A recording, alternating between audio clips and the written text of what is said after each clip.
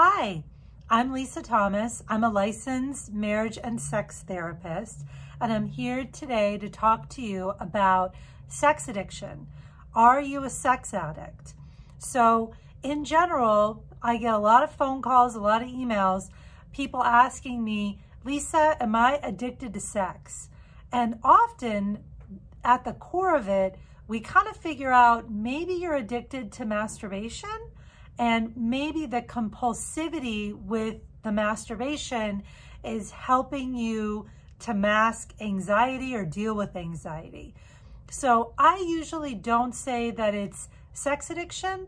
I say that it's compulsive sexual behavior. So the reason people have compulsivity with sexual behavior is usually one of four things. Number one, unresolved relationship issues that need to get resolved. Number two, untreated trauma or abuse. Sometimes compulsivity with sex kind of helps to numb. It's a numbing agent to deal with some of that trauma and some of that abuse. Number three, untreated mental health issues, which to me is huge. A lot of times people with compulsivity with sex also have compulsivity with other things. So maybe they're workaholics, maybe they're also drinking too much, alcoholism. Sometimes there's other things that are happening with an unresolved mental health issue that's kind of showing up as compulsivity with masturbation or with sex or with looking for love or looking for a relationship. So that's number three, unresolved mental health issue. And then finally, number four, problematic habits. Sometimes people build in really problematic habits to their day-to-day life, and the result is compulsivity with masturbation or with sex. So if you're thinking that maybe you're a sex addict, you need to kind of look at those four things. Do you have unresolved relationship issues, unresolved abuse, bullying, or trauma, problematic mental health issues, or problematic habits that you've built in your lifetime? So looking at those things can be really helpful with coming up with a treatment plan.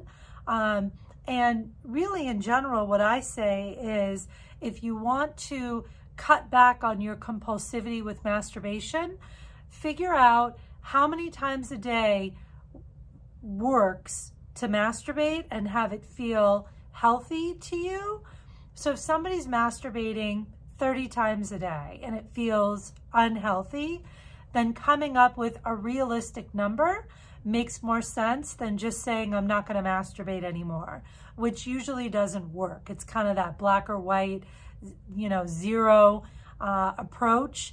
And we all know that when we restrict, we tend to binge.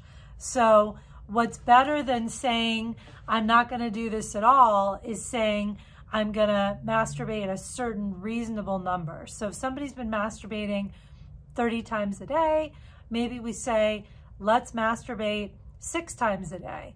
Maybe 3 times in the morning, 3 times in the evening, and once you're done, you're done. So setting realistic parameters to kind of feel like you're more healthy with your choices, and also coming up with alternative coping strategies. So if masturbation is one of the ways that you cope with anxiety, then you have to kind of figure out what else can I do to help cope with my anxious feelings or my depressed feelings. So can I take a walk? Can I take a shower? Because masturbating in the shower, it's void of technology, so sometimes that's a safe place. Talking with somebody about how you feel, going for a drive, trying to distract yourself, reading a book, other ways that you can cope with anxiety other than turning towards masturbation. Now, masturbation can be a good coping skill. It does help us to have a release when you ejaculate. It helps us to sleep better. And it does kind of help to temporarily, it's an oxytocin hit when you masturbate and ejaculate. So it does kind of help you temporarily with mental health. But in general, I sort of, people ask me, well, what's a healthy number to masturbate? Like, how many times a day do normal people masturbate or healthy people masturbate? And, most healthy people masturbate once a day, sometimes twice. So there's a parameter maybe that you can look to as a guide. And, I'm here to try and give good information, factual information, scientific information to help men and women and non-binary people make healthy choices around sex. So if you have questions for me about any of this content, drop a question for me in the comment section. Make sure to subscribe, hit the like button for more free sex advice, and live your best life. So let me know your questions. I'm happy to answer them. Talk to you later. Bye.